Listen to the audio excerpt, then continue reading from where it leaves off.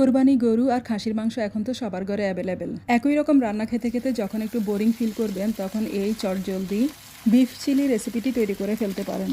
এই জন্য গরুর মাংসগুলোকে একটু চিকন চিকন লম্বাটে সাইজ করে কেটে নিতে হবে। তারপর আদা বাটা, রসুন বাটা, লবণ, সয়া সস, কর্নফ্লাওয়ার, ময়দা ও চিলি ফ্লেক্স দিয়ে মেখে রেখে দেবো আধা ঘন্টার জন্য। আধা ঘন্টা পরে প্যানে তেল দিয়ে একটু ক্রিস্পি করে ভেজে নেব। অল্প আছে মাংসগুলোকে একটু সময় নিয়ে ভাজবো, যেন ভেতর থেকে ভালো করে সিদ্ধ হয়ে যায় আর উপর থেকে একটু ক্রিস্পি ভাব থাকে। মাংসগুলো ভাজা হয়ে গেলে অন্য একটি প্যানে পেঁয়াজ কুচি এবং রসুন কুচি দিয়ে নিলাম। পেঁয়াজ ভাজা হয়ে গেলে এখানে একে একে অ্যাড করে দেবো ক্যাপসিকাম।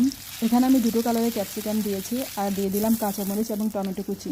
সেই সাথে বড় আকারের জ্যালাপিনো চিলিটা দিয়ে দিলাম অর্ধেক পরিমাণ। দিয়ে দিলাম 1 চামচ আদা বাটা। সমস্ত উপকরণগুলো খুব হাই হিটে একটু ভালো করে নেড়ে ছেড়ে নেব। তারপর ভাজা মাংসগুলো মিশিয়ে দিব। এ পর্যায়ে চুলার হিট একেবারে হাইতে থাকবে।